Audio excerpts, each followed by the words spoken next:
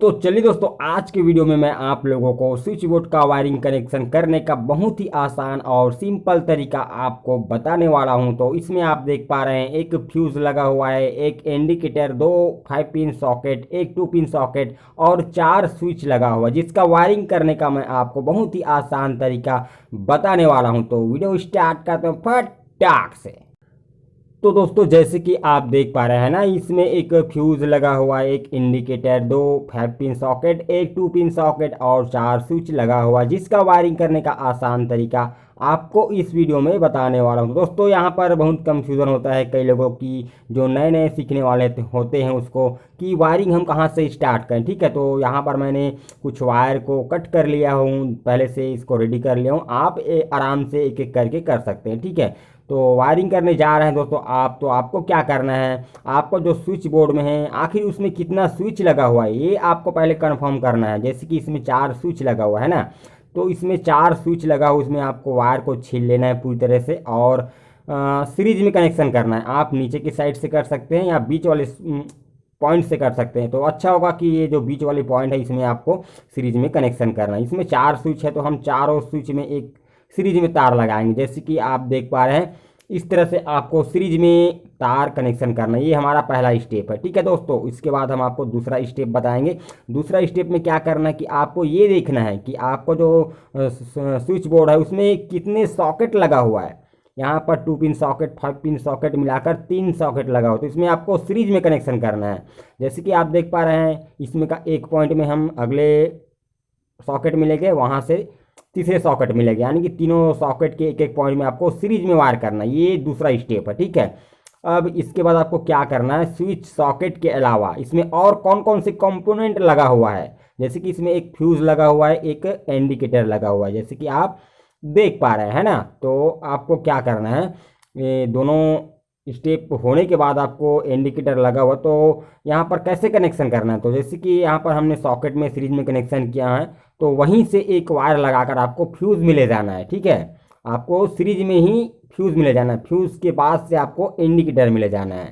दोस्तों, switch board होता है, उसका जो मेन सप्लाई इनपुट होता है उसको आपको इंडिकेटर में ही देना होता है। तो यहाँ पर हम एक वायर इस तरह से सीरीज में और जोड़ेंगे। जैसे कि आप देख पा रहे हैं, यहीं से हम जो फ्यूज़ लगा हुआ है वहाँ पर हमने ले गए, और फ्यूज़ के बाद से एक वायर इंडिकेटर में कोई भी एक पॉइंट में हमें जोड़ देना है। ठीक है, क्योंकि वहाँ से ही हमारा मेन सप्लाई फ्यूज़ के ज़रिए हमारे सॉकेट में आएगा।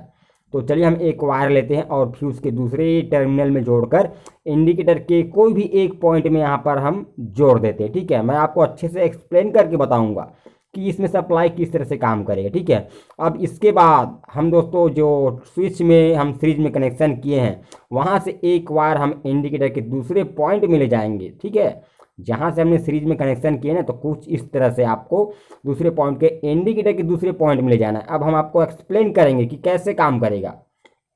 जैसे कि उससे पहले दोस्तों आपको फ्यूज़ में एक तार लगा लेना है। अगर उसमें तार नहीं लगा हुआ है तो आपको तार को छीलकर एक दो धागे आपको यहाँ पर लगा देना है। तो इसका जो मेन सप्लाई होगा दोस्तों, इनपुट सप्लाई, वह इंडिकेटर में पहले आएगा। ठीक है, और वहाँ से क्या होगा, जैसे कि हम इसको मान लो कि हम ऊपर वाले पॉइंट को हम फेज समझ रहे हैं। ठीक है, आप न्यूट्रल समझ सकते हैं, लेकिन हम इसको फेज मार रहे हैं, तो ये फेज सारे स्विच में चले जाएगा। ठीक है, और दूसरे पॉइंट को हम न्यूट्रल मान लेते हैं, तो यहाँ से न्यूट्रल कहाँ जाएगा, फ्यूज़ में जाएगा। पहले फ्यूज़ में जाएगा यहाँ पर, और फ्यूज़ से होते हुए दूसरे पॉइंट में निकलेगा, वहाँ से सॉकेट में यहाँ से जाएगा सीरीज में, और दूसरे सॉकेट में, तीसरे सॉकेट में यहाँ से न्यूट्रल आएगा। तो अब यहाँ सॉकेट में न्यूट्रल आ चुका है, तो इसमें फेज की ज़रूरत है। तो फेज तो हमने स्विच में दिया है, तो स्विच के थ्रू हम यहाँ पर जोड़कर एक एक वायर यहाँ पर सारे सॉकेट में जोड़ेंगे, जिससे कि यहाँ पर फेज आ जाएगा। तो हम इस वाले स्विच से हम पहले वाले सॉकेट में जोड़ेंगे, जिसमें कि इसमें फेज आ जाएगा। तो चलिए इसमें हम एक वायर जोड़ते हैं। इस तरह से हम स्टेप बाय स्टेप यहाँ से क्रम से जोड़ेंगे। तो एक बार यहाँ से हम लेंगे फेज की सप्लाई के लिए, और स्विच के थ्रू हम जब ऑन करेंगे तो फेज की सप्लाई है जो न्यूट्रल वाले सॉकेट है यहाँ पर दूसरे पॉइंट में चला जाएगा, है ना। हमने न्यूट्रल की सप्लाई तो पहले जोड़ दिया है, तो यहाँ पर फेज की सप्लाई स्विच के थ्रू आएगा, तो हमने यहाँ से सप्लाई यहाँ दे दिया। अब दूसरे स्विच से, इधर से दूसरे स्विच से सप्लाई हम दूसरे सॉकेट में जोड़ेंगे, क्योंकि वहाँ से फेज की सप्लाई दूसरे सॉकेट में चला जाएगा। तो इस तरह से हम यहाँ पर जोड़ेंगे। अब तीसरे स्विच से हम फेज की सप्लाई तीसरे सॉकेट में जोड़ेंगे, क्योंकि वहाँ से पहले से न्यूट्रल की सप्लाई है। ठीक है, तो यहाँ से हम एक बार जोड़ के स्विच के जो सॉकेट के इस वाले पॉइंट में जोड़ देते हैं। ठीक है, 2 पिन सॉकेट का, तो इस तरह से इसका कनेक्शन हो जाता है। तो यहाँ पर आप देख रहे हैं कि इसमें एक स्विच बचा हुआ है, आप सोच रहे होंगे है ना, तो ये यहाँ पर बल्ब होल्डर लगेगा उसके लिए, तो मैं आपको इसको भी एक्सप्लेन करूँगा। तो यहाँ पर हम बात करते हैं कि कैसे काम करेगा।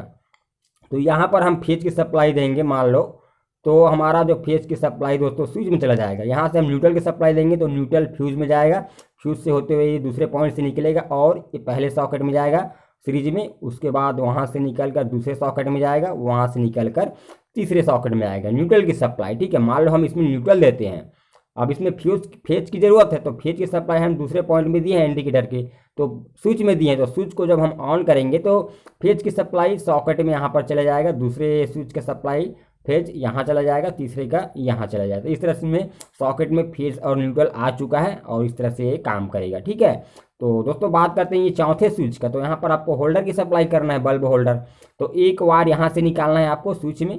ठीक है, फेज की सप्लाई के लिए और न्यूट्रल की सप्लाई के लिए जहाँ पर हमने सीरीज में न्यूट्रल की सप्लाई जोड़े हैं ना, यहाँ से कहीं किसी भी पॉइंट से आप न्यूट्रल निकाल सकते हैं, यानी कि जिस पॉइंट में हम न्यूट्रल के सप्लाई के लिए जोड़े थे वहाँ से आपको किसी भी पॉइंट से एक वायर जोड़कर न्यूट्रल की सप्लाई निकाल लेना। तो यहाँ आपको होल्डर का जो 2 पॉइंट होता है वहाँ आपको जोड़ देना। तो इस तरह से आपको इसका वायरिंग कनेक्शन करना है दोस्तों। चलिए हम इसमें इनपुट सप्लाई के लिए इंडिकेटर के दोनों पॉइंट में जोड़ दिया। ठीक है, अब आपको यहाँ पर लाइव टेस्टिंग करके दिखाएंगे कि इसमें सप्लाई अच्छे से आ रहा है कि नहीं आ रहा है। ठीक है, तो चलिए हम इसको अपने स्विच बोर्ड में यहाँ पर सप्लाई देते हैं। हमने इसको ऑन कंडीशन में रख दिया है, तो आप देख सकते हैं इसका इंडिकेटर ग्लो कर रहा है, इसमें सप्लाई आ चुका है। तो हम इसमें बल्ब जलाकर आपको दिखाते हैं।